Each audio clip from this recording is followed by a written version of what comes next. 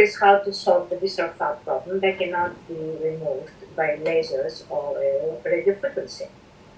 Visceral fat cannot be removed by lasers or radiofrequency because it wraps itself around the vital organs and sometimes it invades them.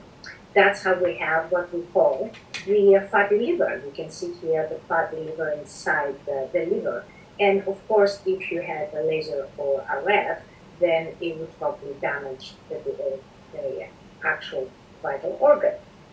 There are studies from Nobel University Technology that show a significant reduction of visceral fat of 30.34%. And now you see here the individual scores of different subjects that participated in the study. This is an MRI slide that shows again a significant reduction in visceral fat after this technology. It's like an effortless exercise. It's not a laser or a RF, but it's like an effortless exercise, and I'll talk about it a little bit later.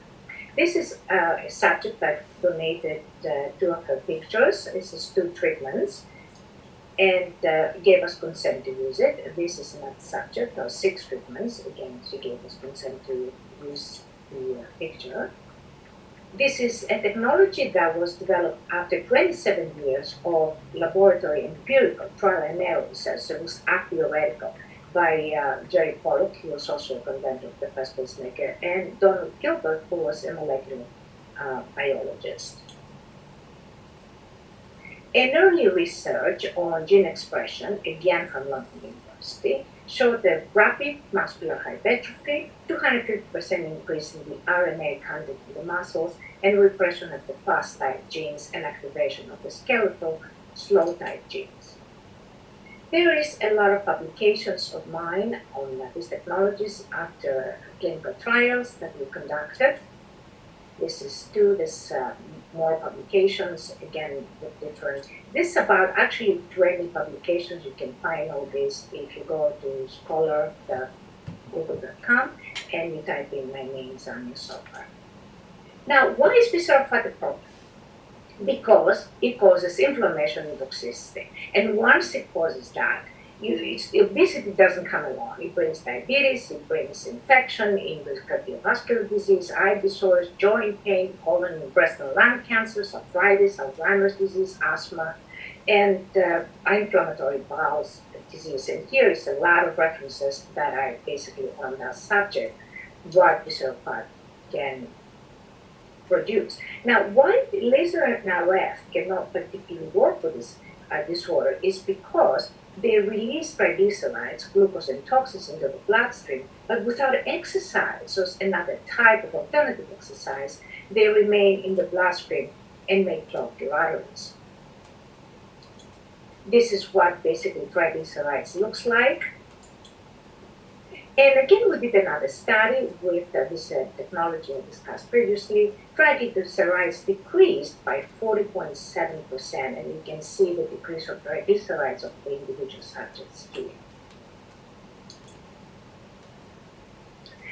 Again, we looked at the VLDL, the very low density lipoprotein, the bad cholesterol, the decrease, and we found 71.88% of VLDL decrease. And again, here is the decrease of each subject. Again, some people, the VLDL decreased more, some people decreased less. It depends on the body. Here is a detox study, only 1 treatment, and again, this client gave us permission to utilize the pictures. Now, the interesting part about toxicity is that the more toxic you are, the more hungry you are. Because hormonal imbalance also affects the appetite hormones. So it increases the appetite, the hunger. Then you consume more food, you gain weight, you have more toxicity, more hormonal imbalance. Basically, it's a vicious circle. So toxins interfere with these appetite hormones, leptin and ghrelin. Leptin reduces appetite because it's a satiation hormone, and ghrelin increases hunger. And there has to be a balance between these 2 hormones. So we looked at those hormones, again with the same technology, and we found a significant increase of leptin of 32.23%, and a decrease of ghrelin of 14.5%. Now, toxicity also interferes with metabolism.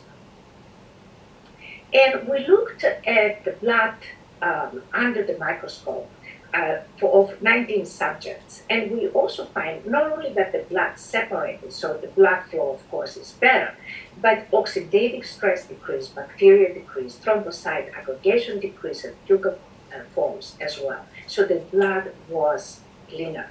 Now, this is what a low free T3 looks like. It gives you low metabolism, and it can be within the normal range, but at the bottom of the normal range. If you are at the peak of your normal range, then you're going to have much faster metabolism. It's not going to affect the weight.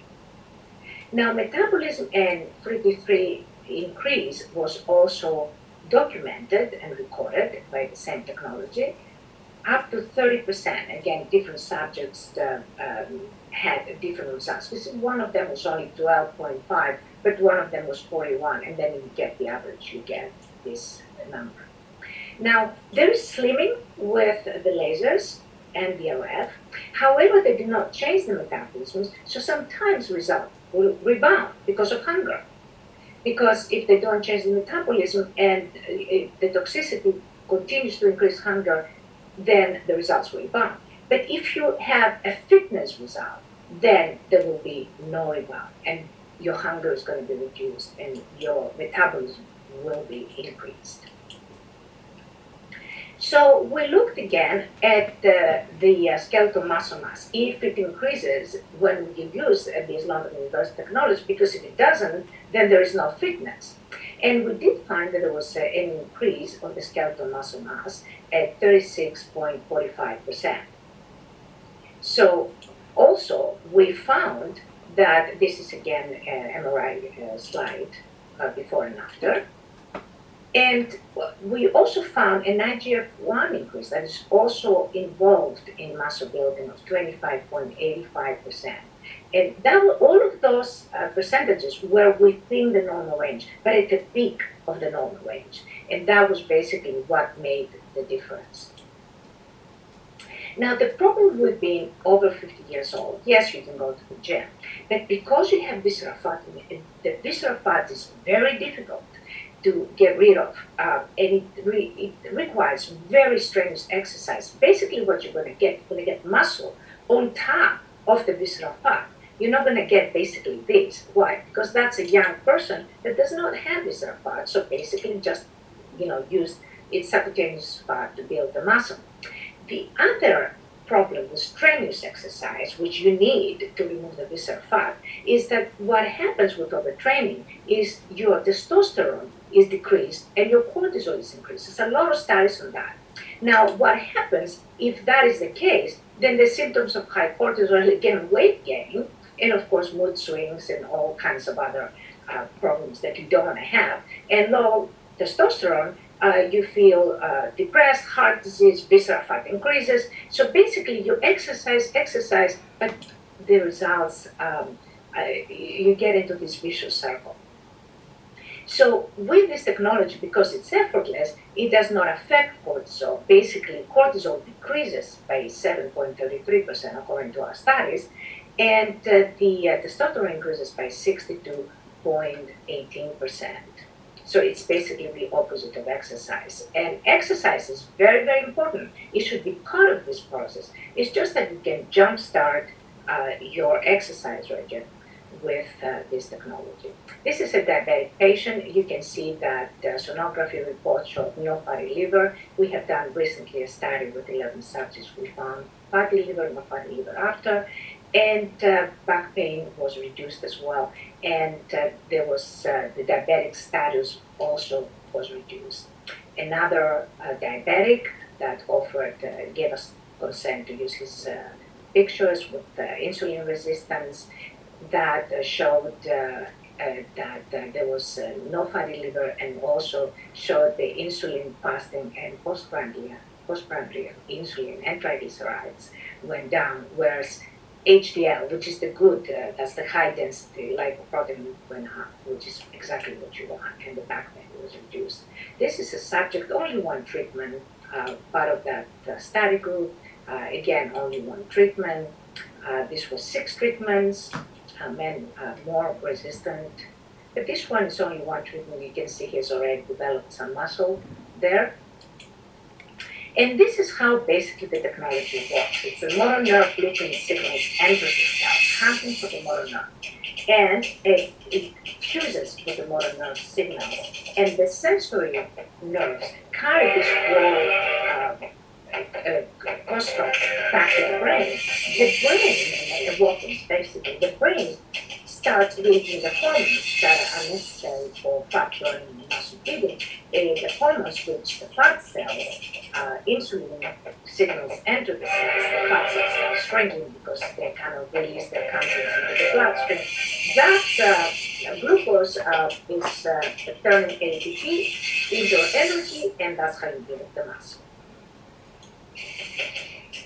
And here is our medical board. There is a number of doctors. There's more than this now that are involved in different studies and they have different projects that they are engaged in. And with this, I would like to conclude my lecture and thank you very much. If you have any questions, please email at science@ielus.com and I will give you any additional information that you may require. Thank you.